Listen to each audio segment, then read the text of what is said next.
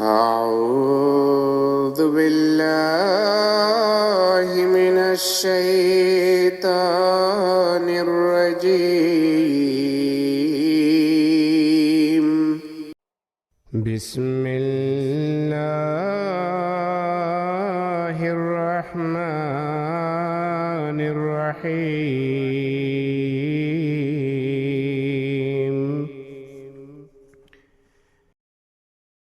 وأوفوا الكيل إذا كلتم وزنوا بالقسطاس المستقيم ذلك خير وأحسن تأويلا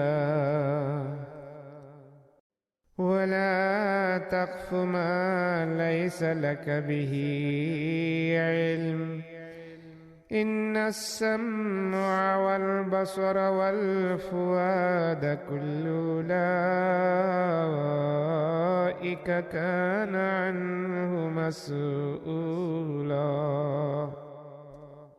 ولا تمش في الأرض مرحا إنك لن تخرق الأرض ولن تبلغ الجبال طولا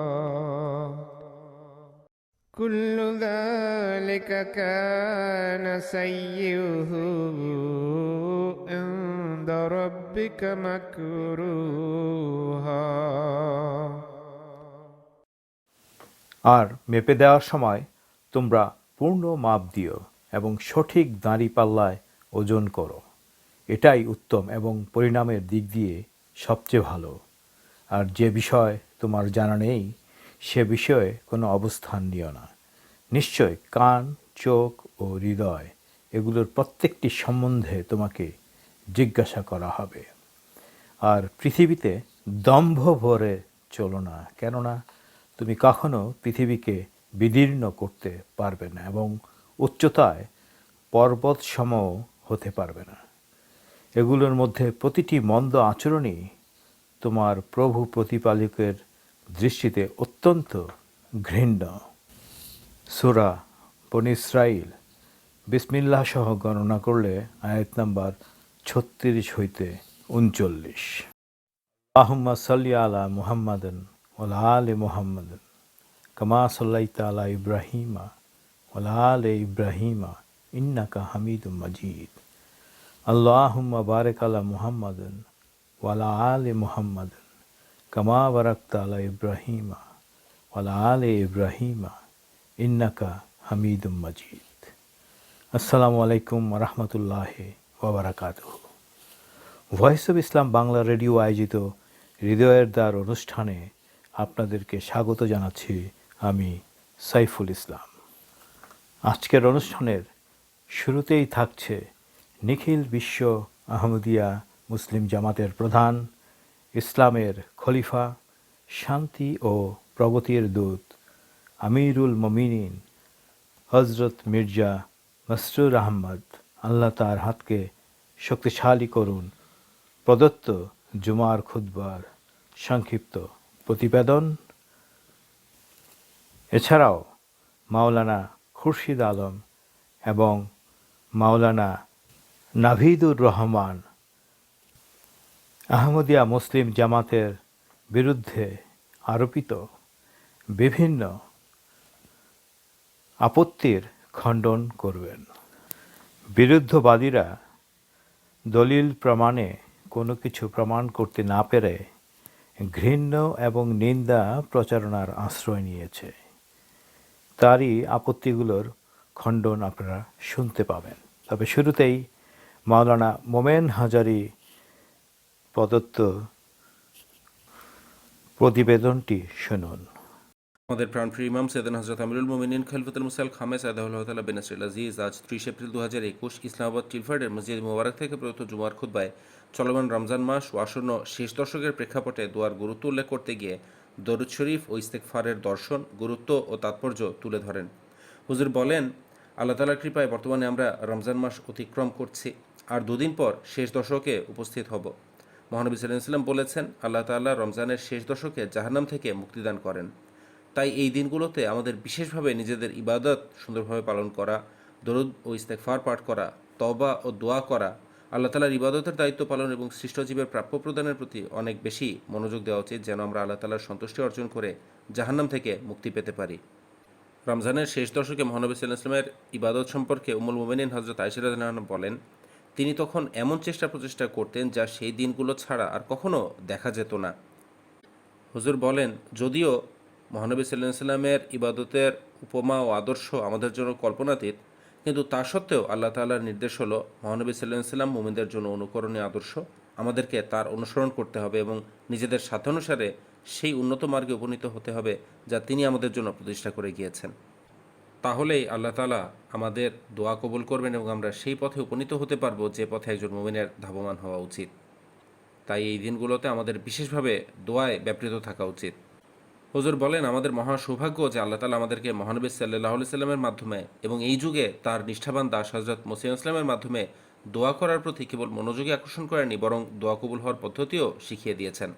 আল্লাহ তাআলার প্রশংসা ও গুণকীর্তনের সাথে সাথে দরুদ শরীফ পাঠ করাও দোয়া কবুল হওয়ার জন্য একান্ত আবশ্যক, নতুবা সেই দোয়া আকাশ ও পৃথিবীর মাঝখানে ঝুলে থাকে। হুজুর দরুদ শরীফের গুরুত্ব সংক্রান্ত একাধিক হাদিসও উপস্থাপন করেন এবং বলেন, আমরা যারা হযরত মসিহ ইসলামের মান্যকারী এবং এই দাবি করি যে আমরা মসিহ ইসলামকে মানার ফলে মহানবী সাল্লাল্লাহু আলাইহি ওয়াসাল্লামের অতুলনীয় মর্যাদা সম্পর্কে এমন জ্ঞান লাভ করেছি যা অন্যদের পক্ষে অর্জন করা সম্ভব নয়, তাদের জন্য আবশ্যক যেন আমরা দরুদ শরীফের গুরুত্ব অনুধাবন করে অধিক হারে দরুদ শরীফ পাঠ করি। আর এর উদ্দেশ্য যেন কেবল দোয়া কবুল করানো না হয়, বরং দরুদের মাধ্যমে যেন আমাদের জীবনে স্থায়ী পবিত্রতা ও আল্লাহ তাআলার নৈকট্য অর্জিত হয়। হুজুর দরুদ শরীফের গুরুত্ব ও কল্যাণ সংক্রান্ত হযরত মুসলিম ইসলামের একাধিক উদ্ধৃতি উপস্থাপন করেন এবং দরুদ পাঠের ফলে আমাদের কী উপকার হয় সে সম্পর্কে হযরত মুসলিম মাউদ রাদিয়াল্লাহু আনহুর কিছু উদ্ধৃতিও উপস্থাপন করেন। সূরা আহজাবের 17 নম্বর আয়াতের আলোকেও হুজুর দরুদ শরীফের গুরুত্ব তুলে ধরেন এবং দোয়া করেন আল্লাহ তাআলা আমাদেরকে এই রমজান মাসে এবং ভবিষ্যতেও যেন সর্বদা দরুদের গুরুত্ব অনুধাবন করে দরুদ পাঠের সৌভাগ্য দান করেন। আল্লাহুম্মা সাল্লি আলা মুহাম্মাদ ওয়া আলা আলি মুহাম্মাদ ওয়া বারিক ওয়া সাল্লিম ইন্নাকা হামিদুম মাজিদ। দরুদ শরীফের পর হুজুর ইস্তেগফারের প্রতি জামাতের দৃষ্টি আকর্ষণ করেন এবং বলেন, এটি এক অত্যন্ত গুরুত্বপূর্ণ দোয়া। হযরত মসিহ মাউদ আলাইহিস সালাম বলেন, ইস্তেগফারের প্রকৃত অর্থ হলো আল্লাহ তাআলার কাছে এই প্রার্থনা করা যে বান্দার দ্বারা যেন কোনো মানবীয় ত্রুটি বিচ্যুতি প্রকাশ না পায়, আর আল্লাহ তাআলা যেন তাকে সামর্থ্য দান করেন, তাকে প্রকৃতিগত দুর্বলতা থেকে রক্ষা করেন। আল্লাহ তাআলা যেহেতু কাইয়ুম, অর্থাৎ তিনি সদা স্থায়ী চিরস্থায়ী স্থিতিদাতা, এজন্য কাইয়ুম খোদার কাছ থেকে সদা সর্বদা সাহায্য প্রার্থনা করা মানুষের জন্য আবশ্যক। শয়তানের আক্রমণ যেহেতু একটি নিরন্তর বিষয়, তাই তার থেকে বাঁচার জন্য ইস্তেগফার একান্ত আবশ্যক একটি বিষয়। হুজুর বলেন, রমজান যেহেতু দোয়া কবুল হওয়ার মাস আর শেষ দশক যেহেতু জাহান্নাম থেকে মুক্তির মাধ্যম, তাই এই দিনগুলোতে আমাদের অনেক বেশি তওবা, ইস্তেগফার ও দোয়া করতে থাকা উচিত। হুজুর পাকিস্তান সহ বিভিন্ন স্থানে আহমদীদের নিরাপত্তার জন্য দোয়ার তাহরিক করেন এবং করোনা মহামারী থেকে বিশ্বের মুক্তি লাভের জন্য দোয়ার তাহরিক করেন। তৌহিদ এক নূর আলো যা বাহ্যিক ও আভ্যন্তরীণ সমস্ত উপাস্যকে নাস্তি করে দেওয়ার পরে হৃদয়ে সৃষ্টি হয় এবং তা অস্তিত্বের সমস্ত অণুপরমাণুতে পরিব্যাপ্ত হয়ে পড়ে। অতএব তা কি করে খোদা ও তাঁর রাসূলের মাধ্যম ছাড়া শুধু নিজস্ব শক্তিতেই লাভ করা সম্ভব? মানুষের কাজ শুধু এতটুকুই যে সে তার অহং এর এক মৃত্যু আনয়ন করবে এবং এই শয়তানি অহমিকা বর্জন করবে যে আমি জ্ঞানী হয়ে গিয়েছি, বরং সে নিজেকে একজন মূর্খ বা অজ্ঞ বলেই জানবে এবং প্রার্থনায় নিমগ্ন থাকবে। তাহলেই তৌহিদের নূর খোদার পক্ষ থেকে তার উপরে অবতীর্ণ হবে এবং তাকে তখন এক নতুন জীবন দান করা হবে। হকিকাতুল ওহী, পৃষ্ঠা 144। আসসালামু আলাইকুম ওয়া রাহমাতুল্লাহি ওয়া বারাকাতুহু। বিভিন্ন সময়ে বিভিন্ন মহল থেকে আহমদিয়া মুসলিম জামাতের বিরুদ্ধে বিভিন্ন আপত্তিমূলক প্রশ্ন উত্থাপন করা হয়ে থাকে।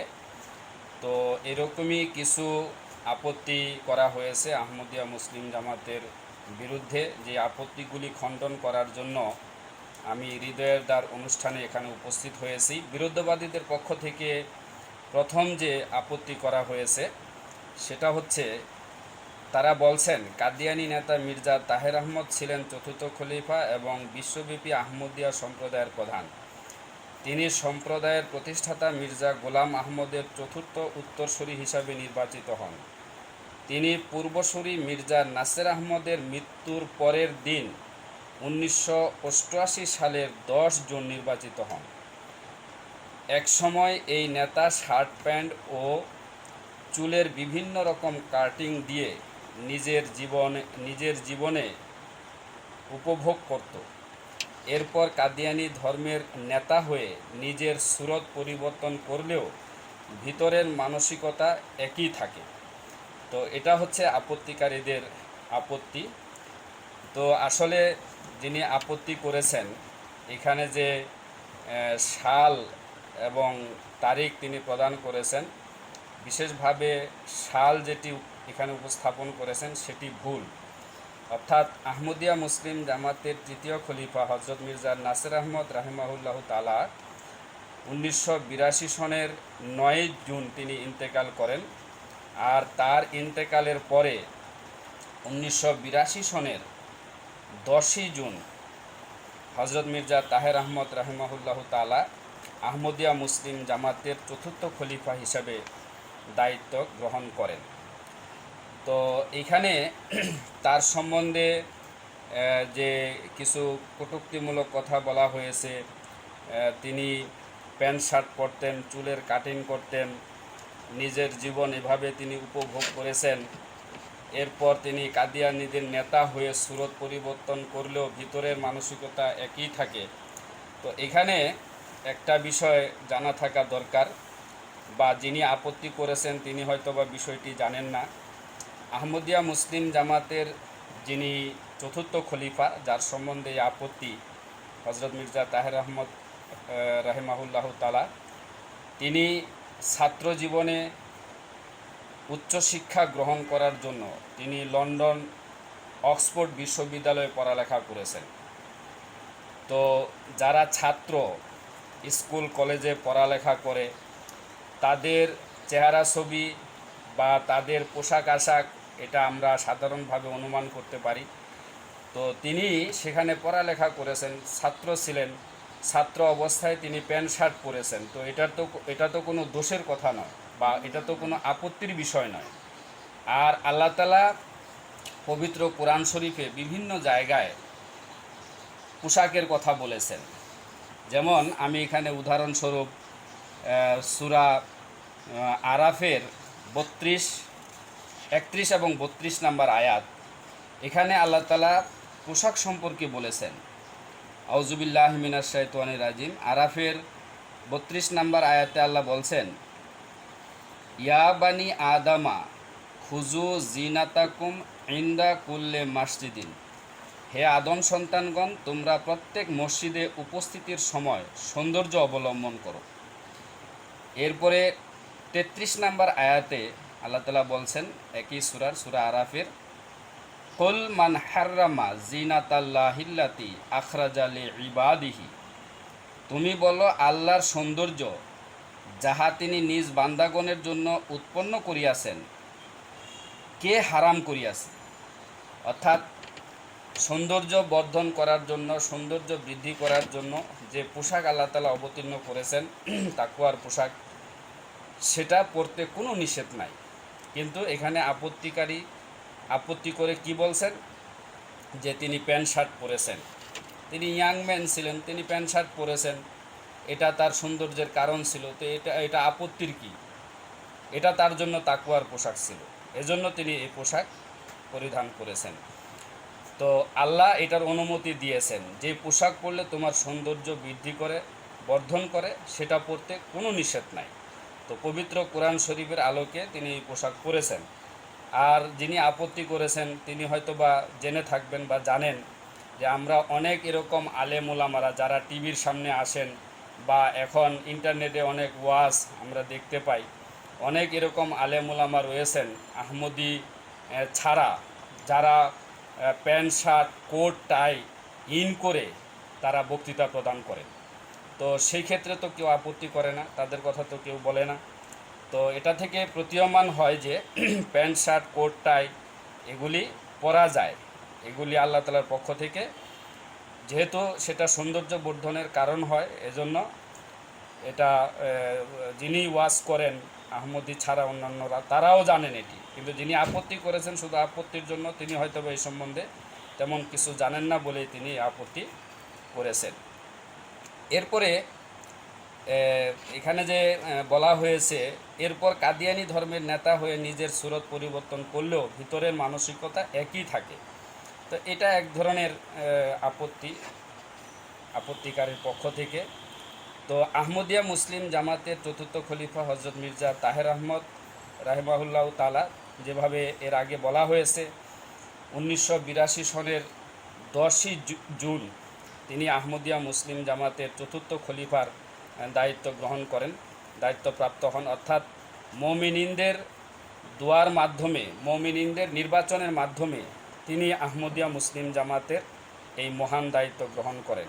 এটাকে বোঝার জন্য, স্পষ্ট করার জন্য, যেন সাধারণ মানুষ এটা বুঝতে পারে, আমি এখানে তুলনামূলকভাবে উদাহরণ দিচ্ছি যে রসুল আকরাম সাল্লাল্লাহু আলাইহি ইসলামের যুগে রসুল আকরাম সাল্লাল্লাহু আলাইহি ইসলাম যখন ইন্তেকাল করেছেন, এই রসুল আকরাম সাল্লাল্লাহু আলাইহি ইসলামের ইন্তেকালের পরে যে 4 জন খলিফা হয়েছেন, খোলাফায়ে রাশেদিন, প্রথম খলিফা হজরত আবু বকর সিদ্দিক রাদিয়াল্লাহু তাআলা আনহু, তিনি মুমিনিনদের দোয়া এবং তাদের ভোটের মাধ্যমে নির্বাচিত হয়েছেন।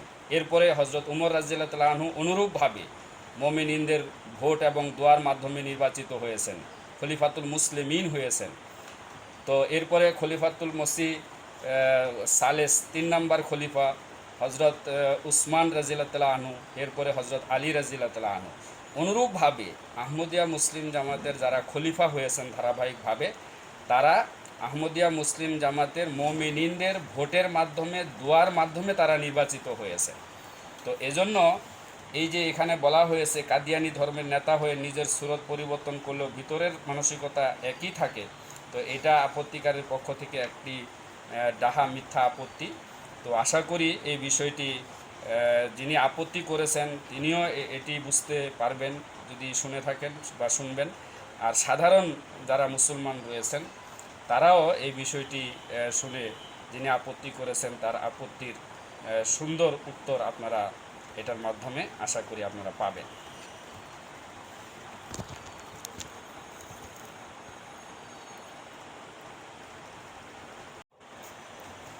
বিরুদ্ধবাদীদের পক্ষ থেকে আহমদিয়া মুসলিম জামাতের বিরুদ্ধে আরেকটি যে আপত্তি করা হয়েছে আহমদিয়া মুসলিম জামাতের চতুর্থ খলিফার বিরুদ্ধে, সেটি হচ্ছে এরকম, তারা যেভাবে আপত্তিটি করেছেন লিখিতভাবে, আমি সেটা পড়ে দিচ্ছি আপত্তিটা। মির্জা তাহেরের একজন ইংল্যান্ডি গার্লফ্রেন্ড ছিল। যদিও এই নেতাসহ অন্যেরা ভাবত তার গার্লফ্রেন্ড কাদিয়ানি বিশ্বাসী, কিন্তু তার কখনো এই বানোয়াট ধর্মের উপর আস্থা ছিল না। তার গলায় যীশুখ্রিস্টের ক্রস লকেট সবসময় ঝুলানো থাকতো।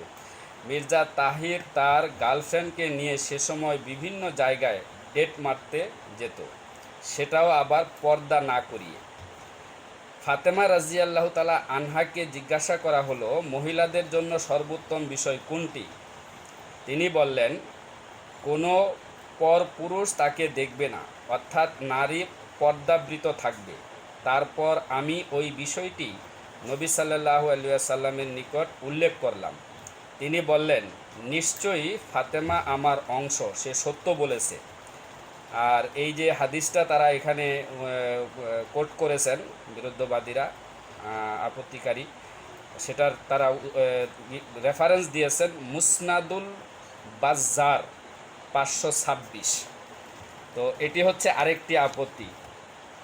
এরপরে যিনি আপত্তি করেছেন, পাশাপাশি তিনি আমাদের চতুর্থ খলিফার ছবি সহ তিনি যখন খলিফা হয়েছেন, খলিফা হওয়ার পরে ছবিসহ একজন অধর্ম বা বিধর্মী মহিলার ছবিসহ তার ছবির সাথে এটা পোস্ট করেছেন। আর পাশাপাশি অন্য আরেকটা ছবি দিয়েছেন সেখানে, যেটা হজরত মির্জা তাহের আহমদ যখন ছাত্র ছিলেন, যখন পড়ালেখা করতেন তখনকার একটা ছবি তারা পোস্ট দিয়েছেন এই আপত্তি কারক প্রশ্নের পাশাপাশি যে আপত্তি তারা করেছেন। তো এখন বিষয় হলো যে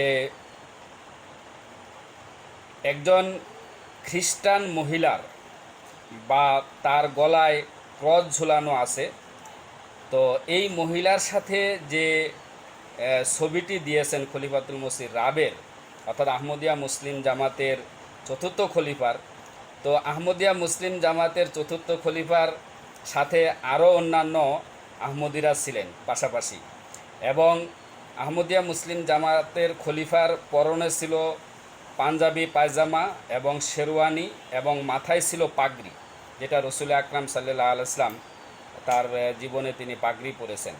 তো এখন বিষয় হলো যারা আপত্তি করে থাকেন, দেখুন এখানেও তাদের এই যে আপত্তিগুলা যে মন গড়া বা বানোয়াট বা বিভ্রান্তিমূলক, যদি তারা সেই ছবিটা খলিফাতুল মসিহ রাবের অর্থাৎ মির্জা তাহের আহমদ সাহেবের প্যান্ট শার্ট পরা ছবির সাথে যদি তারা সেটা দিতেন, তাহলে একটু মানানসই হতো যে না, তিনি প্যান্ট শার্ট পরে একটা ইয়াং ম্যান সেই মহিলার সাথে ছবি তুলেছেন। কিন্তু ছবিটা দিয়েছেন কোথায়?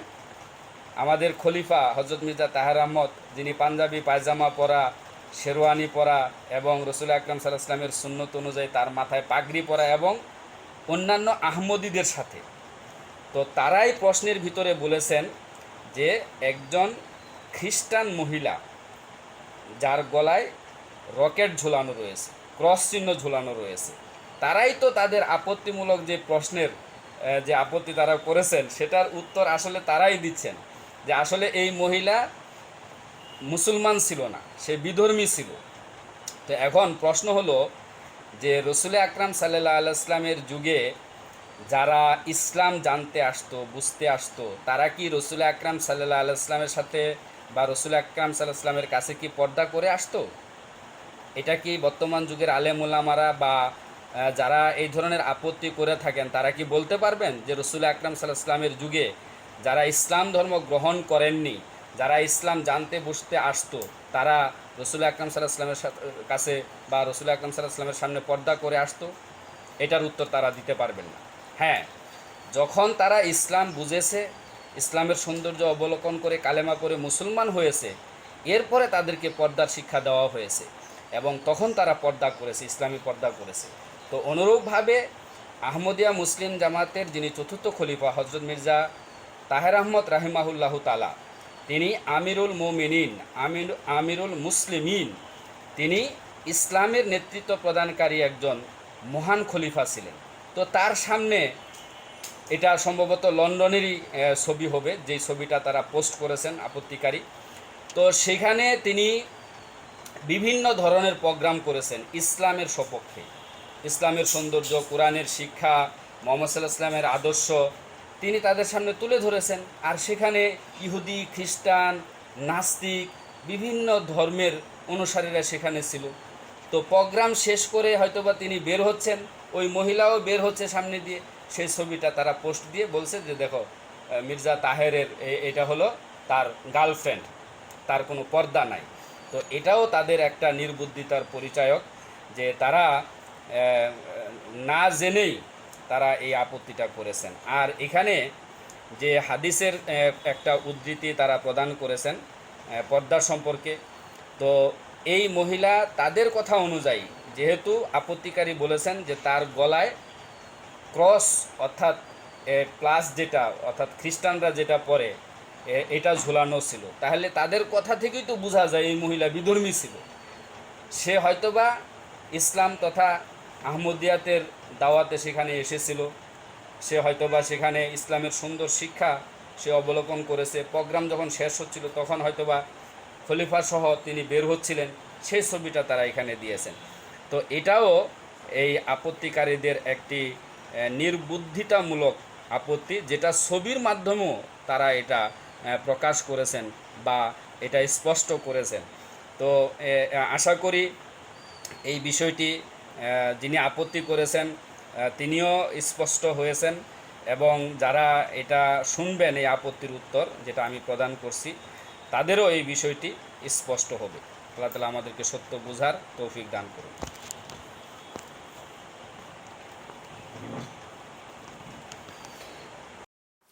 হজরত ইমাম মাহাদি আলাইসাল্লাম চশমা মারেফাত পুস্তকের পৃষ্ঠা 62 পাদটিকাতে লিখেছেন, কোনো কিতাব যদি সৃষ্টির শুরুতেই নাজিল হতো তাহলে তার সম্পর্কে যুক্তি বুদ্ধির সিদ্ধান্ত এটাই হতো যে তা কখনই পরিপূর্ণ বা কামেল কিতাব হতে পারত না, বরং তা শুধু সেই শিক্ষকের মতোই হতো যে বাচ্চাদেরকে বর্ণমালা শিক্ষা দেয়। স্পষ্টতই এরূপ প্রাথমিক শিক্ষার জন্য তেমন কোনো যোগ্যতার প্রয়োজন হয় না। হ্যাঁ, যখন মানুষের অভিজ্ঞতা বেড়ে গেল এবং মানুষ ভ্রান্তির মধ্যেও পড়ে গেল, তখন বিস্তারিত শিক্ষাদানের প্রয়োজন দেখা দিল, বিশেষ করে যখন পথভ্রষ্টতা বা গোমরাহির অন্ধকার পৃথিবীকে ছেয়ে ফেলল এবং মানুষের আত্মা নানা প্রকার ইলমি ও আমলি বা বুদ্ধিবৃত্তিক ও ব্যবহারিক বিভ্রান্তির মধ্যে জড়িয়ে পড়ল, তখনই এক উন্নত এবং পরিপূর্ণ শিক্ষার প্রয়োজন দেখা দিল, এবং সেটাই হচ্ছে কোরআন শরীফ। আপত্তিকারীদের পক্ষ থেকে আরেকটি আপত্তি এরকম বা তারা এরকম আপত্তি করেছেন, সেটা হচ্ছে কাদিয়ানীরা ইসলাম ধর্মের প্রকাশ্যে বিকৃতি করছে। একটা হলো ইসলাম মানতে না পারা, এটা অবশ্যই অপরাধ, আর ইসলামের বিষয়বস্তুকে বিকৃতি করে সেটাতে ইসলাম বলে প্রচার করা আরও জঘন্যতম অপরাধ। যারা জঘন্যতম অপরাধ করে আসছে তাদের বিরুদ্ধে যার যার স্থান থেকে ব্যবস্থা নেওয়া খুবই জরুরি। তাদের অপতৎপরতার শিকার হয়ে অনেক সরলমনা মুসলমান দিন দিন ইসলাম হারাচ্ছে। সুতরাং কাদিয়ানীরা ষড়যন্ত্রের সাথে তাদের ধর্মকে প্রচার প্রসার করছে, তার মোকাবেলায় আমাদের উত্তম কৌশল অবলম্বন করে প্রতিহত করতে হবে। তো এটা হচ্ছে আপত্তিকারীদের আপত্তি। এখন ইসলামের সঠিক শিক্ষা যদি দুনিয়ার সামনে বর্তমানে কেউ উপস্থাপন করে তাহলে সেটা হচ্ছে আহমদিয়া মুসলিম জামাত। আর যার সম্বন্ধে আপত্তি করা হয়েছে, অর্থাৎ আহমদিয়া মুসলিম জামাতের যিনি চতুর্থ খলিফা হয়েছিলেন হজরত মির্জা তাহের আহমদ, তার রেশ ধরেই এ ধরনের কথা কিন্তু আপত্তিকারীরা আপত্তিস্বরূপ বলছে। তো আমি আহমদিয়া মুসলিম জামাত খাঁটি ইসলামের প্রচার প্রসারের প্রতিনিধিত্ব করছে দুনিয়ার সামনে খেলাফতের মাধ্যমে। ইমাম মাহাদি আলাইহিসসালামের ইন্তেকালের পরে ধারাবাহিকভাবে 4জন খলিফা ইন্তেকাল করেছেন তাদের দায়িত্ব পালন করে, এবং বর্তমান খলিফা হজরত মির্জা মাসরুর আহমদ আইয়াদাহুল্লাহ তাআলা বেনাসিল আজিজ, তিনি আমিরুল মুমিনিন, আমিরুল মুসলিমিন, তিনি সমস্ত পৃথিবীতে ইসলামের এখন প্রতিনিধিত্ব করছেন। তো এই যে আপত্তি করা হয়েছে যে আহমদিরা ইসলামকে বিকৃত করছে আর বিকৃত ইসলামকে দুনিয়ার সামনে উপস্থাপন করছে, তো এটা আসলে ডাহা একটি মিথ্যা অপবাদ। আজকে সঠিক ইসলাম ধারণ, লালন পালন, সঠিক ইসলাম প্রচার, এটা একমাত্র আহমদিয়া মুসলিম জামাত পৃথিবীর সামনে করে যাচ্ছে, একক ঐশী নেতৃত্বের অধীনে, এক খলিফার অধীনে। তো আহমদিয়া মুসলিম জামাতের যিনি চতুর্থ খলিফা ছিলেন হজরত মির্জা তাহের আহমদ রাহেমাহুল্লাহ তাআলা, তিনি যখন খেলাফতের দায়িত্ব গ্রহণ করেন, তার খেলাফতের দায়িত্বকালীন সময়ে তিনি বিভিন্ন জায়গায়, বিশেষভাবে লন্ডনে বিভিন্ন ধর্মীয় অনুষ্ঠান, যেমন কোয়েশ্চেন অ্যান্ড অ্যান্সার, এ ধরনের ইংরেজি অনুষ্ঠান তিনি করেছেন, প্রশ্নোত্তর, লিকামাল আরব, আরবি ভাষায় তিনি প্রশ্নোত্তর করেছেন, সওয়াল ও জবাব অর্থাৎ উর্দুতে প্রশ্ন উত্তর তিনি করেছেন। মজলিসে ইরফান ইরফান নামক একটি অনুষ্ঠানের মাধ্যমে তিনি ইসলামিক অনুষ্ঠান করেছেন, যেগুলি লাইভ সম্প্রচার করা হয়েছে বিভিন্নভাবে, বা আহমদিয়া মুসলিম জামাতের যে নিজস্ব চ্যানেল রয়েছে MTA মুসলিম টেলিভিশন আহমদিয়া। আর এই সমস্ত অনুষ্ঠানে বিভিন্ন ধর্মের বর্ণের জাতির লোকেরা সেই প্রশ্নোত্তর অনুষ্ঠানগুলিতে, লিকামাল আরবের এই অনুষ্ঠানগুলিতে এবং সোয়াল জব অনুষ্ঠানগুলিতে তারা অংশগ্রহণ করেছেন এবং তারা ভূয়সী প্রশংসা করেছেন যে ইসলামের শিক্ষা এত সুন্দর। ইসলাম ধর্মের যিনি প্রবর্তক হজরত মোহাম্মদ সাল্লাল্লাহু আলাইহি ওয়াসাল্লাম, তিনি এত আদর্শবান ব্যক্তি ছিলেন, এত একজন মহান তিনি নবী ছিলেন, মহাপুরুষ ছিলেন। তো এইটা আহমদিয়া মুসলিম জামাতের খলিফাদের মাধ্যমে এটা হয়েছে। আর যিনি আপত্তি করছেন তিনি বলেছেন যে আহমদিয়া মুসলিম জামাত তারা নাকি বিকৃত ইসলাম দুনিয়ার সামনে উপস্থাপন করেছে। আর আহমদিয়া মুসলিম জামাতের একক ঐশী নেতৃত্বের মাধ্যমে সুন্দর সঠিক ইসলামের শিক্ষা প্রচার প্রসারের মাধ্যমে বিশ্বব্যাপী আজকে কোটি কোটি লোক আহমদিয়া মুসলিম জামাতের অন্তর্ভুক্ত হচ্ছে। তো যাই হোক, আহমদিয়া মুসলিম জামাতের 4 নম্বর খলিফাতুল মসিহ রাবে রাহিমাহুল্লাহ তাআলা, তার সম্পর্কে বিধর্মীরা, অর্থাৎ আমি এখানে একজন খ্রিস্টান লেখক, তার নাম হচ্ছে ইয়ান অ্যাডামসন, তিনি একটি বই লিখেছেন, এই লেখক খ্রিস্টান লেখক, সেই বইটির নাম দিয়েছেন, অর্থাৎ হযরত মির্জা তাহের আহমদ সম্পর্কে তিনি এই বইটি লিখেছেন এ ম্যান অফ গড।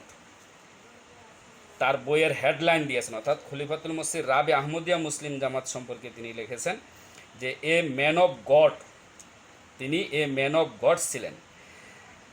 আর যিনি আপত্তি করেছেন, আপত্তিকারীর আপত্তিকে সামনে রেখে আমি বলতে চাই, আহমদিয়া দুনিয়ার সামনে বিকৃত ইসলাম নয়, বরং ইসলামের প্রকৃত শিক্ষা দুনিয়ার সামনে তুলে ধরছেন। আর এর মাধ্যমে কি হচ্ছে, সরল মনা ও স্বচ্ছ হৃদয়ের ব্যক্তিরা ইসলাম তথা আহমদিয়াতকে গ্রহণ করছে বা আহমদিয়াতে দীক্ষা নিচ্ছে। আর যারা আপত্তি করছেন, আমি বলতে চাই তুলনামূলকভাবে আহমদিয়া মুসলিম জামাতের যারা বিরোধিতা করছেন, আর আহমদিয়া বিরোধী বা এন্টি পার্টি, বা আমি বলবো যে ইসলামের যে 73 ফিরকা যেটা আল্লাহ রসুল বলেছেন হবে মুসলমানদের মধ্যে, 72 ফিরকার আলেম উলামারা কি করছে বা কি বা তাদের পরিণাম, এটা আমরা আজকে দেখছি। তাদের আচার আচরণ এবং ইসলামের পবিত্র শিক্ষাকে তারা কিভাবে কুলুষিত করেছেন বা করে যাচ্ছেন। এ সম্পর্কে আমি একটি হাদিস বলতে চাই, আল্লাহ রসুল সাল্লাল্লাহু আলাইহি ওয়াসাল্লামের বর্ণিত একটি হাদিস, যেখানে রসুল আকরাম সাল্লাল্লাহু আলাইহি ওয়াসাল্লাম বলেছেন আখিরি জামানার যারা আলেম উলামা হবেন তাদেরকে বাহ্যিকভাবে তাদের পোশাক আশাক দেখে মনে হবে তারা অনেক বড় আলেম, অনেক বড় আল্লাহওয়ালা, আসলে তাদের ভিতর ভালো নয়। কেননা আল্লাহ রসুল সাল্লাল্লাহু আলাইহি ওয়াসাল্লাম একটি হাদিসে বলেছেন, যেটা আমি বলতে চাচ্ছি এখানে, এটা অনেকেই আপনারা জানেন, যে রসুল আকরাম সাল্লাল্লাহু আলাইহি ওয়াসাল্লাম বলেছেন তার উম্মতের এক শ্রেণীর আলেম উলামা এরকম হবে, উলামা উহুম শাররুম মান তাহাতা আদিমিস সামা, এরা আকাশের নিকৃষ্টতম জীবের চেয়েও আরও খারাপ হবে। তো এই ধরনের আলেম উলামারাই আহমদিয়া মুসলিম জামাতের বিরুদ্ধে এই ধরনের আপত্তি উত্থাপন করছেন। আর আজকে আমরা দেখছি যারা ইসলামের নাম ভাঙিয়ে, যারা ইসলামের দোহাই দিয়ে, যারা মুহাম্মদ সাল্লাল্লাহু আলাইহি ওয়াসাল্লামের মান্যকারীর দোহাই দিয়ে যারা বলে যে আমরা কোরআনের যে শিক্ষা, কোরআনের শাসন দুনিয়াতে আমরা প্রতিষ্ঠিত করতে চাই, আজকে আপনারা দেখেন সারা বিশ্বে এই শ্রেণীর আলেম উলামাদের যে তাদের কুকীর্তি কিভাবে মিডিয়ার সামনে উপস্থাপন করা হচ্ছে। আর সদ্য যে সমস্ত ঘটনা ঘটছে আপনারা দেখছেন, এর ফলে কি হচ্ছে, ইসলাম বদনাম হচ্ছে, ইসলাম বদনামের কারণ হচ্ছে। আর বিধর্মীদের কাছে ইসলাম একটা খেলনার পুতুল বা ইসলাম একটা জঙ্গিবাদ ধর্মগোষ্ঠী, এটা প্রমাণিত হচ্ছে। আর অপরদিকে আজকে যদি আপনি মিডল ইস্টে যান, বিশেষভাবে ইউরোপে যান, সেখানে যদি আপনি বলেন যে আহমদিয়া মুসলিম জামাতের সদস্যরা কীরকম, যে কোনো দেশে আপনি যান, আমেরিকাতে যান, লন্ডনে যান, কানাডায়, Germany, Belgium, France, Ireland, England, even আফ্রিকার বিভিন্ন জায়গায় যদি আপনি যান, যদি আহমদিয়া মুসলমান হিসাবে আপনি নিজেকে পরিচয় দেন, তাহলে তারা আহলান সাহালান মারহাবা বলে, যে প্রকৃত ইসলামের সৌন্দর্য আমরা আপনাদের মধ্যে দেখতে পাচ্ছি, আপনাদের মাঝে সেটা আছে। তো আজকে কে ইসলামকে সুনাম করাচ্ছে, কে ইসলামের প্রতিনিধিত্ব করছে, কে ইসলামের সুন্দর শিক্ষাকে পৃথিবীর সামনে উপস্থাপন করছে, এক কথায় যদি বলতে চাই বা এটা যদি আমরা বুঝতে চাই, তাহলে সেটা হচ্ছে আহমদিয়া মুসলিম জামাত। একক ঐশী নেতৃত্বের মাধ্যমে এক খলিফার অধীনে থেকে আজকে আমরা দিনরাত 24 ঘন্টা ইসলামের সুন্দর শিক্ষা দুনিয়ার সামনে উপস্থাপন করছি। অতএব বিকৃত ইসলাম আপনারা, অর্থাৎ যারা আহমদি বিরোধী, যারা আপত্তি করছেন বিভিন্নভাবে, তারা আজকে দুনিয়ার সামনে ইসলামকে বিকৃত করে ফেলছেন। অতএব যারা সাধারণ সরল মন মুসলমান, যারা আপনারা আলেমদের এই ধরনের আপত্তিমূলক অর্থাৎ বিভ্রান্তিমূলক আপত্তির খপ্পরে পড়বেন না। আপনারা নিজেদের ইমানকে নিজেরা হেফাজত করবেন, আর আপনারা সত্য থেকে কখনোই বিরত হবেন না। আর সত্য এখানেই, অর্থাৎ আহমদিয়া মুসলিম জামাতই হচ্ছে সত্য জামাত, যে 73 দলের কথা আল্লাহ রসুল বলেছেন, সত্য এটাই। কেননা এখানে কোরআন হাদিসের কথা অনুযায়ী, ভবিষ্যৎবাণী অনুযায়ী এখানে ঐশী নেতৃত্ব আছে, আর সেই ঐশী নেতৃত্বের মাধ্যমে পৃথিবীতে আজকে ইসলাম প্রচার হচ্ছে। যদি কেউ আজকে প্রকৃত মুসলমান হিসেবে পরিচয় দিতে চায়, তাহলে কোরআন হাদিসের যে ভবিষ্যৎবাণী রয়েছে সেটার মধ্যে ঐশী নেতৃত্ব থাকতে হবে, এটা আহমদিয়া মুসলিম জামাতে আছে। অতএব সত্য এখানেই, এ সত্যকে গ্রহণ করার জন্য আপনাদেরকে বিনীতভাবে আহ্বান করছি। আসসালামু আলাইকুম রহমতুল্লাহি ওয়া বারাকাতুহু।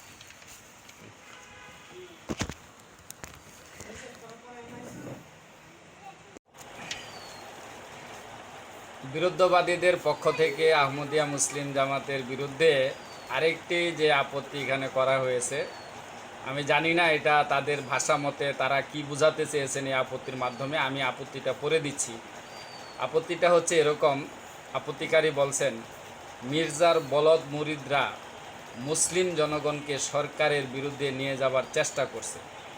আমি তাদের বলবো, জনগণ ভুল করলে শাসন করবে সরকার, তোমরা মির্জার মুরিদ মির্জার কাছে যাও। তো এটা হলো তাদের আপত্তিমূলক প্রশ্ন। তো এখানে আসলে ভাষাগত যে বিষয়টি, রসুল আকরাম সাল্লাল্লাহু আলাইহি ওয়াসাল্লামের একটি হাদিস রয়েছে এরকম, মুসলমানের সংজ্ঞা অর্থাৎ মুসলমান কে, এই মুসলমানের সংজ্ঞা বলতে গিয়ে আল্লাহ রসুল সাল্লাল্লাহু আলাইহি ওয়াসাল্লাম বলেছেন, যার হাত এবং মুখ থেকে অন্যেরা নিরাপদ। এটা একটা অর্থ। আরেকটা অর্থ হচ্ছে যার হাত এবং মুখ থেকে অন্য মুসলমানরা নিরাপদ। তো আমরা যারা মির্জা গোলাম আহমদ কাদিনী আলাইহিসসালামকে ইমাম মাহাদি হিসেবে মেনেছি, যে ইমাম মাহাদি আসার কথা পবিত্র কুরআন শরীফে ভবিষ্যৎবাণী রয়েছে, হাদিসে রসুল আকরাম সাল্লাল্লাহু আলাইহি ওয়াসাল্লাম ভবিষ্যৎবাণী করেছেন বিভিন্ন আঙ্গিকে। তো ইমাম মাহাদি আসলে তাকে মানতে হবে, তার হাতে বয়াত গ্রহণ করতে হবে, এটা সবাই জানে। তো আমরা আল্লাহ রসুলের ভালোবাসায় আল্লাহ রসুলকে মানি বলে, আল্লাহ রসুলের ভবিষ্যৎবাণী অনুযায়ী ইমাম মাহাদি এসছেন বলে আমরা তাকে মেনেছি।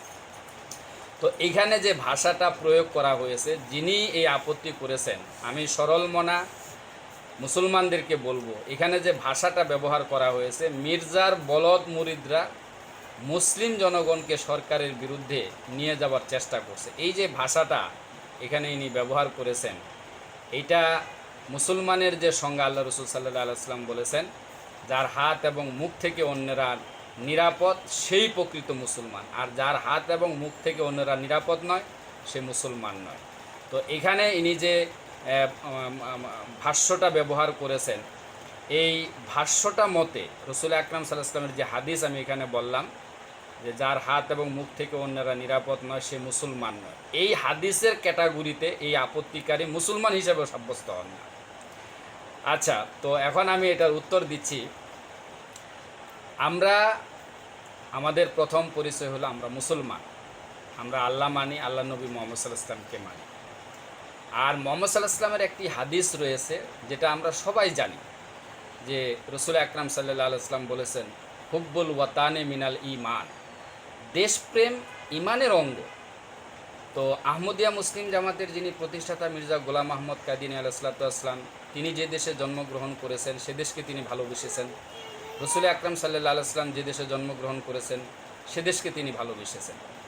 তাহলে মসিহ মাউদ আলাইহিসসালাম তার জীবদ্দশায় তার যারা মান্যকারী, তার যারা মুরিদ, তাদেরকে বারবার এই হাদিসটি তিনি শুনিয়েছেন যে তোমরা যে দেশে বাস করবে, এটা রসুল আকরাম সাল্লাল্লাহু আলাইহি ওয়াসাল্লামের নির্দেশ, তোমরা সে দেশকে ভালোবাসবে, সে দেশের নিয়মকানুন, আইন শৃঙ্খলা তোমরা মেনে চলবে।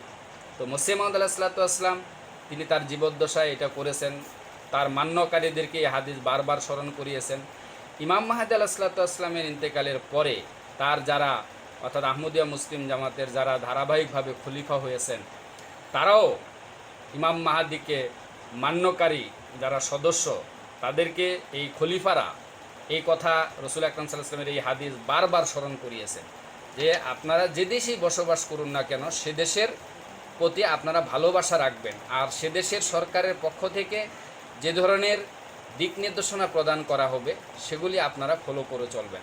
আল্লাহ তাআলার ফজলে আহমদিয়া মুসলিম জামাতের সদস্যরা আজকে 216টির মতো দেশে এই আহমদিয়া মুসলিম জামাত প্রতিষ্ঠিত, এবং প্রত্যেকটি দেশে বসবাসরত আহমদিয়া মুসলিম জামাতের সদস্যরা দেশকে ভালোবাসেন।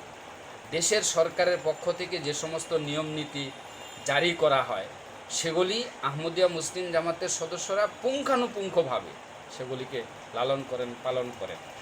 আর আপনারা এটা দেখবেন যে আসলে বিরুদ্ধবাদীরা আহমদিয়া মুসলিম জামাতের বিরুদ্ধে যে আপত্তিই করুক না কেন, প্রত্যেকটা আপত্তি তাদের বিরুদ্ধে যাবে, করবে আমাদের বিরুদ্ধে, আহমদিয়া মুসলিম জামাতের বিরুদ্ধে, কিন্তু তাদের ঘাড়ে গিয়ে এটা পড়বে। কিভাবে এটা আজকে দেখেন, এই যে তারা যে বলছে যে মির্জার বলদ মুরিদরা মুসলিম জনগণকে সরকারের বিরুদ্ধে নিয়ে যাওয়ার চেষ্টা করছে, আজকে সরকার পতন, সরকারকে কাফের নাস্তিক বলে ঘোষণা করা মুরতাদ সরকার, এটা কারা করছে? পাঞ্জাবি পায়জামা পরা, মাথায় টুপি পরা, মাথায় পাগড়ি পেঁচানো, এরপরে হলো কাফনের কাপড় পরে তারা রাস্তায় নেমে বিভিন্ন সরকারি স্থাপনা ভাঙচুর, সরকারের সেই মূল্যবান জিনিস জ্বালাও পুরাও, এগুলি আজকে কারা করছে? ইসলামের সেই 72 দলের সদস্যরা করছে। দেখেন তো পৃথিবীর যে 216টা দেশে আহমদিয়া মুসলিম জামাতের সদস্যরা বাস করে, কোনো একটা এরকম আহমদি সদস্য আপনারা খুঁজে বের করতে পারবেন কিনা যারা সরকারের বিরুদ্ধে দাঁড়িয়েছে, সরকারের বিভিন্ন স্থাপনা ভাঙচুর করেছে, জ্বালাও পুরাও করেছে, এই ধরনের কর্মকাণ্ড লিপ্ত হয়েছে? কেউ দেখাতে পারবে না, কেউ বলতে পারবে না। কেননা ইসলাম শান্তি, আর পৃথিবীতে আজকে শান্তি প্রতিষ্ঠা করার দায়িত্ব আহমদিয়া মুসলিম জামাতের। এজন্য আহমদিয়া মুসলিম জামাতের সদস্যরা যেখানেই বাস করে তারা চেষ্টা করে নিজস্ব অঙ্গনে, নিজেদের গণ্ডিতে বা সেই দেশে কিভাবে শান্তি প্রতিষ্ঠিত হবে। আর শান্তি প্রতিষ্ঠা করার জন্য আহমদিয়া মুসলিম জামাতের বর্তমান খলিফা হজরত মির্জা মাসরুর আহমদ আইয়াদাহুল্লাহ তাআলা বেনাসির আজিজ আজকে মিডল ইস্টের বিভিন্ন পার্লামেন্টে, ইউরোপীয় পার্লামেন্টে গিয়ে ভাষণ দিচ্ছেন। কুরআন হাদিসের আলোকে, হজরত মুহাম্মদ সাল্লাল্লাহু আলাইহি ওয়াসাল্লামের জীবনের বিভিন্ন আদর্শের আলোকে তিনি সে সমস্ত দেশে যারা ইসলাম ধর্মের অনুসারী নয় তাদেরকে তিনি বুঝাচ্ছেন যে ইসলাম শান্তির ধর্ম, আর শান্তি এভাবে প্রতিষ্ঠিত হবে। অতএব হে ভাই, যিনি আক্রোশমূলক এই আপত্তিটি করেছেন, আমি আশা করি আপনি মুসলমান। অতএব মুসলমান হয়ে মুসলমানের যে দায়িত্ব সেটা আপনি বা আপনারা আপনাদের গণ্ডি থেকে পালন করুন। প্রকৃত ইসলামের শিক্ষা নিজেদের মধ্যে ধারণ করুন, যেটি আজকে আহমদিরা ধারণ করে পৃথিবীর সামনে উপস্থাপন করছে, আর এর মাধ্যমে ইসলামের সুনাম হচ্ছে। আল্লাহ তাআলা আমাদেরকে ইসলামের সঠিক শিক্ষা ধারণ করে সেটা পৃথিবীতে উপস্থাপন করার তৌফিক দান করুন। ওয়া আখিরু দাওয়ানা আলহামদুলিল্লাহি রাব্বিল আলামিন।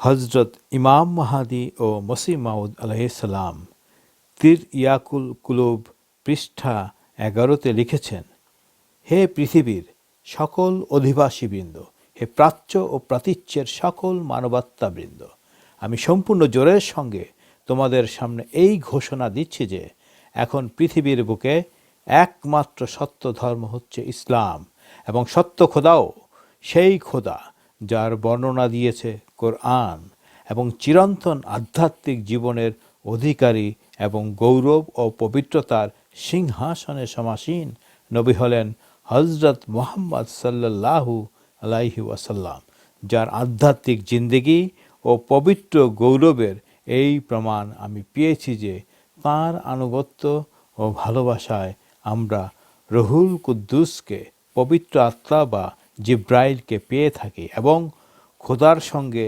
কথাবার্তা বলতে পারি এবং ঐশী নিদর্শন দেখার সৌভাগ্য লাভ করি। أشهد أن لا إله إلا الله وحده لا شريك له وأشهد أن محمدا عبده ورسوله أما بعد فأعوذ بالله من الشيطان الرجيم بسم الله الرحمن الرحيم আসসালামু আলাইকুম ওয়া রাহমাতুল্লাহি ওয়া বারাকাতুহু। Voice of Islam Bangla radio থেকে প্রচারিত নিয়মিত voice of Islam Bangla radio থেকে প্রচারিত নিয়মিত অনুষ্ঠান হৃদয়ের দ্বারে আপনাদের স্বাগতম। আজকে প্রথম যে প্রশ্নটি আমাদের সামনে রয়েছে সেটি হলো, আহমদিয়া জামাত যদি সত্য হয় তাহলে কেন আরব দেশগুলো তাদের সমর্থন করে না, আর মক্কা মদিনায় তাদের প্রবেশাধিকার নেই কেন? এর একটি সাধারণ প্রশ্ন ইদানিংকালে উত্থাপিত হয় গয়ের আহমদীদের পক্ষ থেকে, আমাদের জামাতের বিরোধীদের পক্ষ থেকে।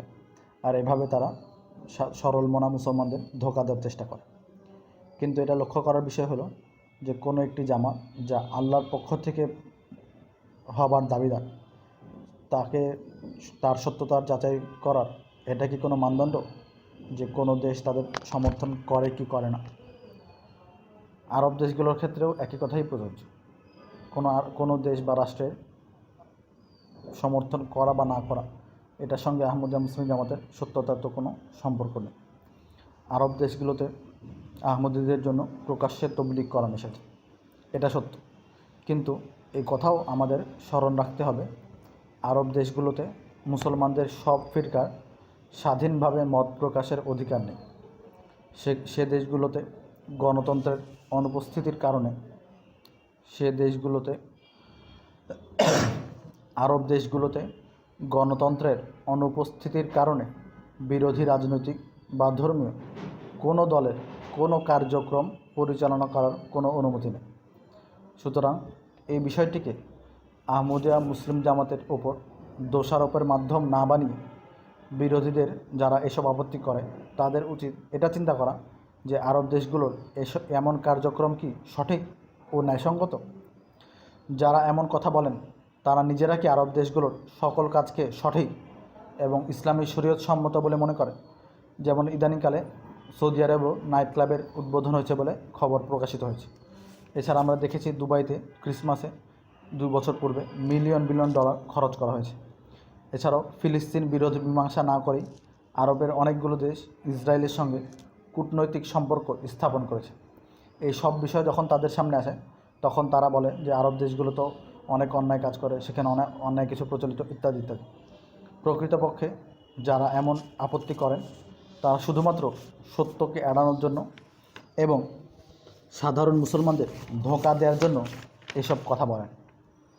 আমরা দেখেছি গত বছর যখন করোনা ভাইরাসের মহামারী সারা পৃথিবীতে ছড়িয়ে পড়ে তখন অনেক আরব দেশেই মসজিদ বন্ধ করে দেওয়া হয়, এমনকি মসজিদুল হারাম ও মসজিদে নববীও বন্ধ করে দেওয়া হয়। সেই সময় আমাদের দেশের আলেমেরা ওয়াজে গলা ফাটিয়ে বলতেন, মক্কা মদিনা বন্ধ হয় হোক, আমাদের তা দেখার সময় নেই, আমাদের দেশে মসজিদ বন্ধ হতে পারবে না। তো এইসব ক্ষেত্রে যখন নিজেদের স্বার্থের ব্যাঘাত ঘটে তখন তো তারা আরব দেশগুলোর পিছু নেন না বা অনুসরণ করেন না। সেক্ষেত্রে শুধুমাত্র আহমদি ইস্যুতেই কেন আরব দেশগুলোর অন্ধ অনুকরণ এবং অনুসরণ করতে হবে? আর এই প্রশ্নের যে দ্বিতীয় অংশ, যে মক্কা মদিনায় আহমদীদের যেতে বাধা দেওয়া হয় কেন বা আহমদীরা কেন যেতে পারে না, এটা একটা আশ্চর্যজনক বিষয়। যারা বলে তারা আসলে স্পষ্ট মিথ্যাচার করে, কেননা মক্কা বা মদিনাতে আহমদীদের যেতে কোনো বাধা নেই। সারা পৃথিবী থেকে প্রতি বছর অনেক আহমদী হজ এবং ওমরা করার উদ্দেশ্যে মক্কা এবং মদিনায় গমন করে। আশা করি বিষয়টি বুঝতে পেরেছেন। আমাদের আহমদী সাধারণ মুসলমান ভাইদের প্রতি অনুরোধ থাকবে তারা এসব হঠকারী কথাবার্তা বা অযথা আপত্তিতে বিভ্রান্ত না হয়, তারা কুরআন এবং হাদিসের মানদণ্ড অনুযায়ী আহমদিয়া মুসলিম জামাতকে যাচাই করবেন। আহমদিয়া মুসলিম জামাতের প্রতিষ্ঠাতা হজরত মির্জা গোলাম মোহাম্মদ কাদিয়ানী, যিনি প্রতিশ্রুত ঈসা ইবনে মরিয়ম ও ইমাম মাহদী হবার দাবিদার, তার সত্যতা যাচাই করেই এরপর নিজেদের সিদ্ধান্ত নেবেন। কারণ প্রত্যেককে আমাদের আল্লাহর কাছে যেতে হবে এবং কবরে যখন আমরা জবাব দিব তখন আমাদেরকে সঙ্গে আমাদের পক্ষে সুপারিশ করার জন্য কোনো মৌলবী সাহেব বা এই তথাকথিত আলেম সমাজের কেউ থাকবে না। আল্লাহ তাআলা আমাদের সবাইকে বোঝার তৌফিক দান করুন, আমিন। দ্বিতীয় যে প্রশ্নটি আজকে করা হয়েছে তা হলো খলিফার ভূখণ্ড প্রয়োজন বা খেলাফতের জন্য ভূখণ্ড থাকা আবশ্যক এবং সেনাবাহিনী থাকাও আবশ্যক, যেমনটি খেলাফতের রাশেদার সময় ছিল। কিন্তু আহমদী খলিফাদের এসব কেন নেই? কেন? খলিফার জন্য পৃথক ভূখণ্ড বা সশস্ত্র সেনাবাহিনী আবশ্যক। খলিফার জন্য বা খেলাফতের জন্য পৃথক ভূখণ্ড বা সশস্ত্র সেনাবাহিনী আবশ্যক, কুরআন ও হাদিস থেকে এর কোনো প্রমাণ পাওয়া যায় না। সূরা নূরের 56 নম্বর আয়াতে আল্লাহ তাআলা মুমিন ও সৎকর্মশীলদের সাথে খিলাফতের অঙ্গীকার করেছেন। সেখানে খেলাফতের যেসব বৈশিষ্ট্যের কথা উল্লেখ করা হয়েছে তার মাঝে ইসলাম ধর্মকে সুদৃঢ় করা, শান্তি ও নিরাপত্তা বিধান করা এবং তৌহিদ প্রতিষ্ঠার কথা রয়েছে। কিন্তু সশস্ত্র সেনাবাহিনী বা ভূখণ্ডের কথা বলা হয়নি বা এমন কোনো শর্ত দেওয়া হয়নি। খেলাফতের রাশেদার সময় তাদের ভূখণ্ড ছিল পৃথক এবং সেনাবাহিনীও ছিল। কিন্তু এর কারণ হলো সে সময় যেহেতু ইসলাম প্রাথমিক যুগ ছিল এবং ইসলামী শরীয়ত প্রতিষ্ঠিত হয়েছিল, তাই ইসলামী শিক্ষা অনুসারে, ইসলামী শরীয়ত অনুসারে কিভাবে রাষ্ট্র পরিচালনা করতে হয় এবং আন্তর্জাতিক সম্পর্ক কিভাবে রক্ষা করতে হয় সেই দৃষ্টান্ত পৃথিবীর সামনে উপস্থাপন করা জরুরি ছিল। সেজন্যই খেলাফতের রাশিদার যুগে যারা আমাদের ইসলামের 4 জন খলিফা রয়েছেন, হজরত আবু বকর, উমর, উসমান এবং আলী রাদিয়াল্লাহু তাআলা আনহুম, তাদের সেনাবাহিনী ছিল এবং শাসন পৃথক ভূখণ্ডও ছিল। কিন্তু শেষ যুগে আগমনকারী প্রতিশ্রুত মসিহ ও ইমাম মাহদী সম্পর্কে রাসূলুল্লাহ সাল্লাল্লাহু আলাইহি ওয়াসাল্লাম ভবিষ্যৎবাণী করেছিলেন, ইয়াদাউল হারম, অর্থাৎ ঈসা ইবনে মরিয়ম এসে ধর্মযুদ্ধ রহিত করবে। যেহেতু আহমদিয়া মুসলিম জামাতের পবিত্র প্রতিষ্ঠাতা হজরত মির্জা গোলাম মোহাম্মদ কাদিয়ানী আলাইহিস সালাম সেই প্রতিশ্রুত ঈসা ইবনে মরিয়ম ও ইমাম মাহদী হবার দাবিদার, সেজন্য তিনি এবং তার খলিফাগণের কোনো সশস্ত্র সেনাবাহিনী নেই বা নিজস্ব কোনো ভূখণ্ড নেই। এছাড়াও কেউ যদি গভীরভাবে চিন্তা করে তাহলে বুঝতে পারবে বর্তমান যুগে খলিফার জন্য কোনো সেনাবাহিনী বা ভূখণ্ড থাকা সম্ভব নয়। কেননা ইমাম মাহদীর মাধ্যমে ইসলামের বিজয় হবার প্রতিশ্রুতি রয়েছে। ইসলাম সকল রাষ্ট্র ও সকল মানুষের জন্য। পৃথিবীতে 200টির বেশি রাষ্ট্র বা দেশ রয়েছে। যদি সকল দেশে ইসলাম জয়যুক্ত হয় তাহলে কি খলিফা 200 দেশের রাষ্ট্রপ্রধান হবেন? কোনো এক ব্যক্তির পক্ষে কি একা 200 দেশের শাসন ক্ষমতা পরিচালনা করা সম্ভব? বর্তমানে আহমদিয়া খেলাফত সত্য ইসলামী খেলাফত এবং আহমদিয়া খেলাফতের মাধ্যমে পৃথিবীতে ইসলামের বিজয় হবে। আল্লাহর অনুগ্রহ ও সাহায্য সমর্থনে আহমদিয়া মুসলিম জামাতের খেলাফত তথা আহমদিয়া খেলাফত ইসলামের বিজয়ের পথে দ্রুত এগিয়ে যাচ্ছে। আল্লাহ তাআলা আমাদেরকে খুব শীঘ্রই ইসলামের বিশ্ববিজয়ের দৃশ্যাবলী সচক্ষে দেখার তৌফিক দান করুন, আমিন। মুসলমান, আমরা মুসলমান, আমরা আহমদী, আমরা মুসলমান, আমরা মুসলমান, আমরা আহমদী, আমরা মুসলমান। খেলাফতের রজ্জু ধরেছি, যাই যাবে যাক প্রাণ। আমরা মুসলমান, আমরা আহমদী, আমরা মুসলমান। বিশ্বের মাঝে মুসলিম জাতি একতা হারিয়ে আজি, ভ্রাতৃঘাতী যুদ্ধেতে মাতি নিজে নিজে গাজী সাজি। অভিশপ্ত ইহুদির হাতে হইতেছে অপমান, আহমদী মোরা খেলাফত ধরে রেখেছি সবার মান। এসো এসো ভাই শান্তির নিড়ে কেন করো অভিমান, এসো এসো ভাই শান্তির নিড়ে কেন করো অভিমান। আমরা মুসলমান, আমরা আহমদী, আমরা মুসলমান। জামাত মোদের হইয়াছে খাড়া পৃথিবীর কোণে কোণে, যেখানেই আছি উঠি বসি মোরা খলিফার বাণী শুনে। শৃঙ্খল এ যে বড়ই মধুর যেন সে গুলিস্তান, সারি বেঁধে মোরা মানিয়া চলেছি খলিফার ফরমান। মোদের দেখিয়া তৃত্ববাদীরা সকলে কম্পমান, মোদের দেখিয়া তৃত্ববাদীরা সকলে কম্পমান। আমরা মুসলমান, আমরা আহমদী, আমরা মুসলমান।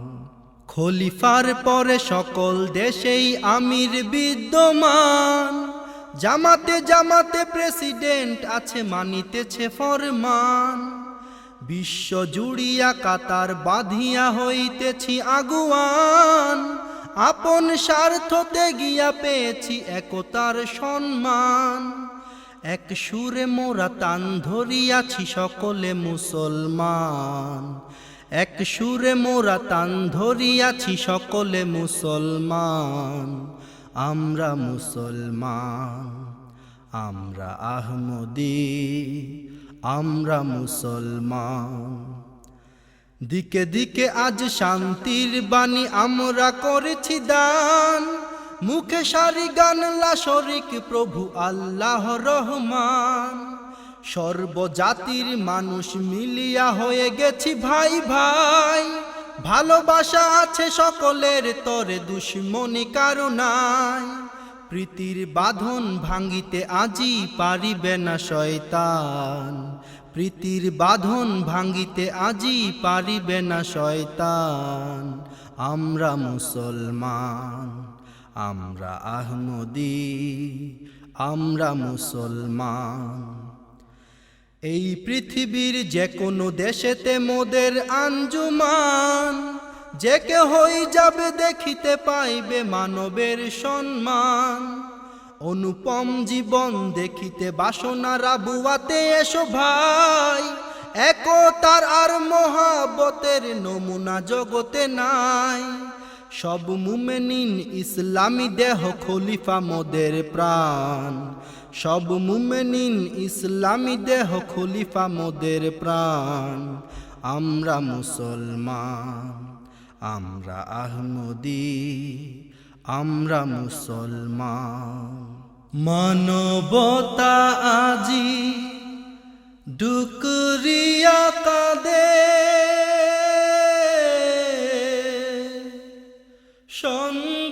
সন্ত্রাস সবখানে। শুভ্র পতাকা আমাদের হাতে, মধুর শান্তি আনে। সাদা কালো আর ছোট বড় সব ভেদাভেদ অবসান।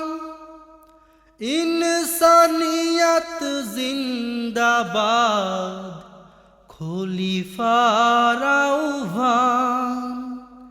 বিচ্ছিন্নতা ছাড়িয়া দিয়াছি, যাই যাবে গর্দান।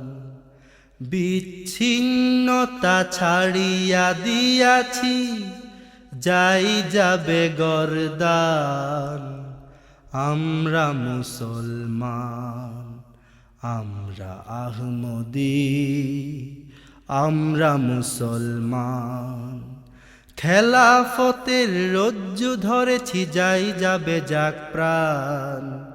আমরা মুসলমান, আমরা আহমদী, আমরা মুসলমান, আমরা মুসলমান, আমরা মুসলমান।